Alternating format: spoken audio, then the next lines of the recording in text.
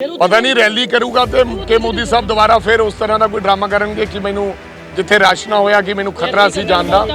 सो मोदी साहब दीयां रैलियां दा प्रधानमंत्री जी दी रैलियां दा सानू कोई फर्क नहीं पैंदा। एक भी सीट अज बीजेपी नू मैं चैलेंज करदा पंजाब दे विच नहीं आई। आउण दे मैं तां भालदा रोज आवे आप ही लग पैंदा। मैं तां उस फुटबाल जी नू चाहुंदा कि रोज आवे जान निकल जूगी बादल वालियां दी तां ही तां रोज तुरे फिरदे आ। जे ट्रांसपोर्ट मंत्री दोबारे बन गया एक लिख लो मैं विड़गा पिंड च बयान ले रहा एक भी बस प्राइवेट नहीं चली नैशनल परमिट कर देंगा। इन्हों तो सारिया बादल वाली बसा बोली ला के कांग्रेस सरकार खरीदूगी तो सारिया ते रंग फेर के PRTC ते पन बस दी बसा बना। लेकिन जो ऐलान किए वो कांग्रेस पार्टी ने आपदे वादे पूरे किए। तकलीफ हो रही है विरोधियों को, ढिड दुख रहा विरोधियों का कि 111 दिन जो काम कर गया ਜਿਹੜੇ ਲੋਕਾਂ ਨੇ 10-10 ਸਾਲ ਨਹੀਂ ਕੀਤਾ। ਗਿੱਦੜਬਾਹਾ ਤੋਂ ਕਾਂਗਰਸ ਦੇ ਉਮੀਦਵਾਰ ਅਤੇ ਕੈਬਨਿਟ ਮੰਤਰੀ ਅਮਰਿੰਦਰ ਸਿੰਘ ਰਾਜਾ ਵੜਿੰਗ ਅੱਜ ਸ਼੍ਰੀ ਮੁਕਤਸਰ ਸਾਹਿਬ ਹਲਕੇ ਵਿੱਚ ਕਾਂਗਰਸੀ ਉਮੀਦਵਾਰ ਕਰਨ ਕੌਰ ਬਰਾੜ ਦੇ ਚੋਣ ਪ੍ਰਚਾਰ ਲਈ ਆਪਣੇ ਜੱਦੀ ਪਿੰਡ ਵੜਿੰਗ ਵਿਖੇ ਪਹੁੰਚੇ। ਇਸ ਮੌਕੇ ਉਹਨਾਂ ਨੇ ਲੋਕਾਂ ਨੂੰ ਬੀਤੇ ਦਿਨਾਂ ਦੇ ਵਿੱਚ ਕਾਂਗਰਸ ਸਰਕਾਰ ਦੀਆਂ ਪ੍ਰਾਪਤੀਆਂ ਦਾ ਵਰਣਨ ਕੀਤਾ। ਉੱਥੇ ਹੀ ਕਾਂਗਰਸ ਦੇ ਹੱਕ ਵਿੱਚ ਵੋਟਾਂ ਪਾਉਣ ਦੇ ਲਈ ਵੀ ਪ੍ਰੇਰਿਤ ਕੀਤਾ। ਪੱਤਰਕਾਰਾਂ ਦੇ ਨਾਲ ਗੱਲਬਾਤ ਕਰਦਿਆਂ ਰਾਜਾ ਵੜਿੰਗ ਨੇ ਕਿਹਾ ਕਿ ਕਾਂਗਰਸ ਸਰਕਾਰ ਨੇ ਬੀਤੇ 111 ਦਿਨ ਦੇ ਵਿੱਚ ਵੱਡੇ ਕੰਮ ਕੀਤੇ ਨੇ ਜੋ ਬੀਤੀਆਂ ਸਰਕਾਰਾਂ ਨੇ ਨਹੀਂ ਕੀਤੇ। ਸੁਰੱਖਿਆ ਨੂੰ ਲੈ ਕੇ ਚਿੰਤਿਤ ਹੈ ਲੇਕਿਨ ਪੰਜਾਬ ਦੇ ਅੰਦਰ ਸੁਰੱਖਿਆ ਨੂੰ ਲੈ ਕੇ ਉਹਨਾਂ ਨੂੰ ਕੋਈ ਐਸੀ ਗੱਲ ਹੋਈ ਨਹੀਂ।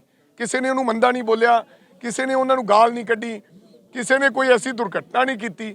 अचनचेत उन्होंने सड़क का दौरा कर लिया तो उत्थे रश नहीं सी। उन्होंने आख्या पुल ते खड़ के कोई बहाना बनाओ। सो हुण साडी बेनती है कि कृपा करके आपकी सिक्योरिटी का आप इंतजाम करके हुण साडे पंजाब दा कोई व्यक्ति असी मोदी साहब का स्वागत करांगे। अगर कोई मोदी साहब नूं कोई तकलीफ पहुँचाउण की कोशिश करेगा असी उहदे अगे होके खड़ांगे। लेकिन एवें ड्रामा ना बनाउण, एवें बहाने ना बनाउण। जनता उन्हां दे नाल नहीं है। सीएम ਦੇ ਚਿਹਰੇ ਨੂੰ ਲੈ ਕੇ ਸਿੱਧੂ ਸਾਹਿਬ ਦਾ ਪਰਿਵਾਰ ਉਹਨਾਂ ਦੀ ਮਿਸਿਸ ਤੇ ਉਹਨਾਂ ਦੀ ਬੇਟੀਆਂ ਰਾਜੀਆ ਕਹਿ ਰਹੇ ਆ ਵੀ ਸਿੱਧੂ ਸਾਹਿਬ ਦੇ ਪਰਿਵਾਰ ਵੇਖੋ ਪਰਿਵਾਰ ਵਾਲੇ ਦੀ ਕੋਈ ਆਪਦੀ ਕੋਈ ਮਨ ਚ ਗੱਲ ਹੋਵੇ ਮੈਂ ਕੀ ਕਹਿ ਸਕਦਾ। ਹੁਣ ਮੇਰੀ ਵਾਈਫ ਦੇ ਮਨ ਚ ਕੀ ਗੱਲ ਹੈ ਮੈਂ ਕੀ ਕਹਿ ਸਕਦਾ। ਪਰ ਸਿੱਧੂ ਸਾਹਿਬ ਨੇ ਬਾਹ ਫੜੀ ਖੜੀ ਕਰਕੇ ਇੱਕ ਫਰਾਗ ਦਿਲੀ ਦੇ ਨਾਲ, ਹਾਲਾਂਕਿ ਸਿੱਧੂ ਸਾਹਿਬ ਵੀ ਮੁੱਖ ਮੰਤਰੀ ਦੇ ਦਾਅਵੇਦਾਰ ਨੇ, ਚੰਗੇ ਉਮੀਦਵਾਰ ਨੇ, ਚੰਗਾ ਵਿਅਕਤੀ ਹੈ, ਪੰਜਾਬ ਦੇ ਲੋਕਾਂ 'ਚ ਉਹਨਾਂ ਦੀ ਬਹੁਤ ਛਵੀ ਹੈ। ਲੇਕਿਨ ਅੱਜ ਜਿਹੜੀ ਡਿਮਾਂਡ ਸੀ ਪਬਲਿਕ ਦੀ वो सरदार चरणजीत सिंह चन्नी सन। आम लोग के चाहते सन कि एक गरीब बंदा आम बंदे नूं पंजाब दा मुख मंत्री बनाया जाए। तो राहुल गांधी जी ने दोवां वड्डे लीडरां नाल तिन्नां नाल गल करके ये फाइनल मोहर लाई तो सिद्धू साहब ने बांह फड़ी करके ये गल कही कि मैं चन्नी साहब दे नाल है। इस तो वड्डी फरागदिली हो नहीं सकती। बच्चियां दा कहना, घर वाली का कहना, आपदे घर वाले नूं लेके जज्बाती गल्लां हुंदियां वो कह दिंदे कोई एडी गल। ਜਾਖੜ ਸਾਹਿਬ ਨੇ ਵੀ ਕਿਹਾ ਵੀ ਮੇਰੇ ਨਾਲ 42 MLA ਸੀ ਆਪਣੇ ਦੂਜਾ ਜਿਹੜੀ ਮੈਡਮ ਨੇ ਉਹਨੇ नरभोल जी 42 सी, 48 सी, 49 सी, 50 सी, हर बंदे का हक है। लेकिन जाखड़ साहब ने भी बांह खड़ी करके ये गल कही कि साडा आने वाला मुख मंत्री सरदार चरणजीत सिंह चन्नी है। फिर उस तो बाद इस गल का कोई सवाल नहीं रह जाता। ਤੁਹਾਡੇ ਵੱਲੋਂ ਇੱਕ ਨਿੱਜੀ ਚੈਨਲ ਨੂੰ ਇੰਟਰਵਿਊ 'ਚ ਕਿਹਾ ਗਿਆ ਸੀ ਕਿ ਮੈਨੂੰ ਅਗਰ ਜੇ ਦੁਬਾਰਾ ਸਰਕਾਰ ਦੇ ਵਿੱਚ ਮੰਤਰੀ ਬਣਨ ਦਾ ਮੌਕਾ ਮਿਲਦਾ ਹੈ ਤਾਂ ਮੈਂ ਖਜ਼ਾਨਾ ਮੰਤਰੀ ਬਣੂੰਗਾ। ਕੀ ਕਹਿੰਦੇ? मैं नहीं कहा किसी ਨੂੰ खजाना मंत्री बने। मैं आख्या ਜਿਹੜਾ खजाना मैं आख्या ਜਿਹੜਾ महकमा खराब है, ਜਿਹੜਾ महकमा खराब है वो दे दिता जाए। जे खजाना खाली है तो वो भी मैं भरन जानदा है। जे मैनू वो दे दिता जाए वो भी मेरे कहने का मतलब मेरी कोई इच्छा नहीं है कि खजाना मंत्री बने। खजाना मंत्री नू सलामत रहे। मेरे कहने का मतलब ਜਿਹੜਾ महकमा खराब है ਉਹਦੇ ਵਿੱਚ दुरुस्त ਕਰਨ 'ਚ मैं ਕੰਮ ਕਰਾਂ। ਦੁਬਾਰਾ ਟਰਾਂਸਪੋਰਟ ਮੰਤਰੀ ਬਣ ਕੇ ਫਿਰ ਜਾਨ ਨਿਕਲ ਜੂਗੀ ਬਾਦਲ ਵਾਲਿਆਂ ਦੀ ਤਾਂ ਹੀ ਤਾਂ ਰੋਜ਼ ਤੁਰੇ ਫਿਰਦੇ ਆ। ਜੇ ਟਰਾਂਸਪੋਰਟ ਮੰਤਰੀ ਦੁਬਾਰੇ ਬਣ ਗਿਆ ਇੱਕ ਲਿਖ ਲਓ ਮੈਂ ਵਿੜਗਾ ਪਿੰਡ 'ਚ ਬयान ले रहा ਇੱਕ ਵੀ ਬੱਸ ਪ੍ਰਾਈਵੇਟ ਨਹੀਂ ਚੱਲੇਗੀ। ਨੈਸ਼ਨਲ ਪਰਮਿਟ ਕਰ ਦਿਆਂਗਾ। ਇਹਨਾਂ ਤੋਂ ਸਾਰੀਆਂ ਬਾਦਲ ਵਾਲੀਆਂ ਬੱਸਾਂ ਬੋਲੀ ਲਾ ਕੇ ਕਾਂਗਰਸ ਸਰਕਾਰ ਖਰੀਦੂਗੀ ਤੇ ਸਾਰਿਆਂ ਤੇ ਰੰਗ ਫੇਰ ਕੇ PRTC ਤੇ ਪਨ ਬਸ ਦੀਆਂ ਬੱਸਾਂ ਬਣਾ ਦੂੰਗਾ। ਯਾਰ ਸਾਡਾ ਜੱਦੀ ਪਿੰਡ ਤਾਂ ਮੈਂ ਪਹੁੰਚਦਾ ਹੀ ਰਹਿਣਾ। मैं आपदे आंटी वास्ते करण कौर बराड़ जी वास्ते वोट मंगण वास्ते आया है तो मेरा फर्ज बनता कि पिंड च आके हाज़री लवावां ते लोकां नूं आपदे चाचे तायां नूं बेनती करां कि वध तों वध वोटां पा के कांग्रेस पार्टी नूं इत्थों भेजो ते ये सीट जित्तीए।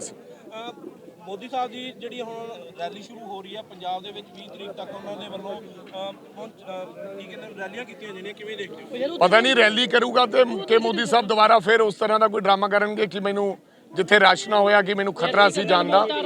ਸੋ ਮੋਦੀ ਸਾਹਿਬ ਦੀਆਂ ਰੈਲੀਆਂ ਦਾ, ਪ੍ਰਧਾਨ ਮੰਤਰੀ ਜੀ ਦੀ ਰੈਲੀਆਂ ਦਾ ਸਾਨੂੰ ਕੋਈ ਫਰਕ ਨਹੀਂ ਪੈਂਦਾ। ਇੱਕ ਵੀ ਸੀਟ ਅੱਜ ਬੀਜੇਪੀ ਨੂੰ ਮੈਂ ਚੈਲੰਜ ਕਰਦਾ ਪੰਜਾਬ ਦੇ ਵਿੱਚ ਨਹੀਂ ਆਏ। ਚੰਨੀ ਸਾਹਿਬ ਨੇ 2 ਟਿਕਟਾਂ ਤੇ ਲੜਨ, ਤੁਸੀਂ ਇਹਨੂੰ ਕਿਵੇਂ ਦੇਖ ਰਹੇ ਹੋ? ਹਾਂਜੀ। ਚੰਨੀ ਸਾਹਿਬ 2 ਟਿਕਟਾਂ ਤੇ ਲੜਨ ਦਾ 116 ਸੀਟਾਂ ਤੇ ਕਾਂਗਰਸ ਰਹੇਗੀ, ਇਹਨੂੰ ਕਿਵੇਂ ਦੇਖਦੇ ਹੋ? ਬਹੁਤ ਚੰਗੀ ਗੱਲ ਹੈ ਜੀ, ਇੱਕ ਚੰਗਾ ਸੁਨੇਹਾ ਔਰ ਮੈਸੇਜ ਜਾਂਦਾ ਉੱਥੇ ਦੇ ਲੋਕਾਂ ਨੂੰ। ਭਤੌੜ ਜਿਹੜੀ ਸੀਟ ਹੈ, ਕੋਈ ਇੱਥੇ ਅਸੀਂ ਮਗਰਲੇ ਕਈ ਸਾਲਾਂ ਤੋਂ ਚੋਣ ਨਹੀਂ ਜਿੱਤ ਰਹੇ ਸੀ। ਕਈ ਸਾਲਾਂ ਤੋਂ ਇੱਥੇ ਪਿਛਲੇ ਵੀ ਆਮ ਆਦਮੀ ਪਾਰਟੀ ਸੀ, ਉਸ ਤੋਂ ਪਹਿਲਾਂ ਵੀ ਅਸੀਂ 2-3 ਵਾਰੀ ਇਹ ਚੁਣਾਵ ਹਾਰ ਚੁੱਕੇ ਸੀ।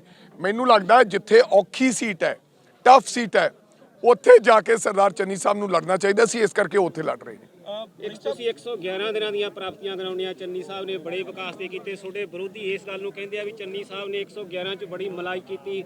ਈਡੀ ਦੇ ਰੇਟ ਨੂੰ ਤੁਸੀਂ ਕਿਵੇਂ ਦੇਖਦੇ ਹੋ? ਮੈਨੂੰ ਇਹ ਦੱਸੋ ਵੀ ਬਿਜਲੀ ਦੇ ਬਿੱਲ ਘਟੇ ਕਿ ਨਹੀਂ ਘਟੇ? ਘਟੇ ਸਰ। ਬਿਜਲੀ ਦੇ ਬਕਾਏ ਮਾਫ ਹੋਏ ਕਿ ਨਹੀਂ ਹੋਏ? ਪੈਟਰੋਲ ਡੀਜ਼ਲ ਦੇ ਰੇਟ ਘਟੇ ਕਿ ਨਹੀਂ ਕਰੇ? ਮੇਰਾ ਘਰ ਮੇਰੇ ਨਾਮ, ਉਹ ਜਿਹੜਾ ਬਿੱਲ ਆਇਆ ਕਰੂਗਾ, ਬਿੱਲ ਮਾਫ ਨਹੀਂ ਹੋਇਆ, ਪੁਰਾਣੇ ਬਕਾਏ ਮਾਫ ਹੋਇਆ। 200 ਯੂਨਿਟ ਬਿਜਲੀ ਮਾਫ ਹੈ, 3 ਰੁਪਏ ਬਿਜਲੀ ਸਸਤੀ ਹੈ। ਜੇ ਕਿਸੇ ਨੂੰ ਇਹ ਭੁਲੇਖਾ ਹੋਵੇ ਵੀ ਬਿਜਲੀ ਦੇ ਬਿੱਲ ਮਾਫ ਹੈ, ਬਿਜਲੀ ਦੇ ਬਿੱਲ ਪਹਿਲਾਂ ਵੀ ਨਹੀਂ ਮਾਫ ਸੀ, ਹੁਣ ਵੀ ਨਹੀਂ ਮਾਫ ਹੈ। ਲੇਕਿਨ ਜੋ ਐਲਾਨ ਕੀਤੇ ਉਹ ਕਾਂਗਰਸ ਪਾਰਟੀ ਨੇ ਆਪਦੇ ਵਾਅਦੇ ਪੂਰੇ ਕੀਤੇ। ਤਕਲੀਫ ਹੋ ਰਹੀ ਹੈ ਵਿਰੋਧੀਆਂ ਨੂੰ, ਢਿੱਡ ਦੁਖ ਰਿਹਾ ਵਿਰੋਧੀਆਂ ਦਾ ਕਿ 111 ਦਿਨਾਂ 'ਚ ਉਹ ਕੰਮ ਕਰ ਗਿਆ ਜਿਹੜੇ ਲੋਕਾਂ ਨੇ 10-10 ਸਾਲ ਨਹੀਂ ਕੀਤਾ। ਗਿੱਦੜਬਾਹਾ ਵਿੱਚ ਸੁਖਬੀਰ ਬਾਦਲ ਫਿਰ ਦੁਬਾਰਾ ਜਾ ਰਹੇ, ਕਿਸ ਤਰ੍ਹਾਂ ਦੇਖਦੇ ਹੋ? ਆਉਣ ਦੇ, ਮੈਂ ਤਾਂ ਭਾਲਦਾ ਰੋਜ਼ ਆਵੇ, ਆਪ ਹੀ ਲੜ ਪੈਂਦਾ। ਮੈਂ ਤਾਂ ਉਸ ਫੁੱਟਬਾਲ ਜੇ ਨੂੰ ਚਾਹੁੰਦਾ ਕਿ ਰੋਜ਼ ਆਵੇ। ਰੱਬੂ ਦਾ ਪਰਿਵਾਰ ਇਹ ਕਹਿ ਰਿਹਾ ਵੀ ਜਿਹੜੇ ਮੋਦੀ ਸਾਹਿਬ ਹੈ ਆਪ ਦੀ ਜੋ ਰੈਲੀ ਹੈ, ਰਸਤਿਆਂ ਨੂੰ ਜਿਹੜੇ ਰੂਟ ਹੈ ਉਹਨਾਂ ਦਾ, ਉਹ ਨਾ ਇਖਤਿਆਰ ਕਰਕੇ ਹੈਲੀਕਾਪਟਰ ਦਾ ਰੂਟ ਇਖਤਿਆਰ ਕਰਨ। ਮੈਂ ਤਾਂ ਇਹ ਕਰੂੰਗਾ ਵੀ ਮੋਦੀ ਸਾਹਿਬ ਨੂੰ ਕੱਲ ਨੂੰ ਫੇਰ ਕੋਈ ਬਹਾਨਾ ਨਾ ਬਣਾਉਣ, ਪੈਰਾਮਿਲਟਰੀ ਫੋਰਸਿਸ ਲਾ ਦੇਣ। ਹੁਣ ਇਲੈਕਸ਼ਨ ਕਮਿਸ਼ਨ ਲੱਗਿਆ, ਹੁਣ ਤਾਂ ਸਾਡਾ ਕਿਸੇ ਚੀਜ਼ ਤੇ ਕੰਟਰੋਲ ਨਹੀਂ ਹੈ। ਅਗਰ ਕੋਈ ਕੱਲ ਨੂੰ ਫੇਰ ਸਾਡੇ ਤੇ ਇਲਜ਼ਾਮਾਤ ਇਸ ਤਰ੍ਹਾਂ ਦਾ ਲਾਉਣਾ ਤਾਂ ਇਹ ਚੰਗਾ ਹੋਣ ਹੀ ਨਾ। ਪੂਰੇ ਦੇਸ਼ ਦੇ ਪ੍ਰਧਾਨ ਮੰਤਰੀ ਆ, ਅਸੀਂ ਵੀ ਉਹਨਾਂ ਦੀ ਸੁਰੱਖਿਆ ਨੂੰ ਲੈ ਕੇ ਚਿੰਤਤ ਹੈ। ਲੇਕਿਨ ਪੰਜਾਬ ਦੇ ਅੰਦਰ ਸੁਰੱਖਿਆ ਨੂੰ ਲੈ ਕੇ ਉਹਨਾਂ ਨੂੰ ਕੋਈ ਐਸੀ ਗੱਲ ਹੋਈ ਨਹੀਂ। ਕਿਸੇ ਨੇ ਉਹਨੂੰ ਮੰਦਾ ਨਹੀਂ ਬੋਲਿਆ, ਕਿਸੇ ਨੇ ਉਹਨਾਂ ਨੂੰ ਗਾਲ ਨਹੀਂ ਕੱਢੀ, ਕਿਸੇ ਨੇ ਕੋਈ ਐਸੀ ਦੁਰਘਟਨਾ ਨਹੀਂ ਕੀਤੀ। ਰਿਪੋਰਟ ਸਫਰ ਟੀਵੀ।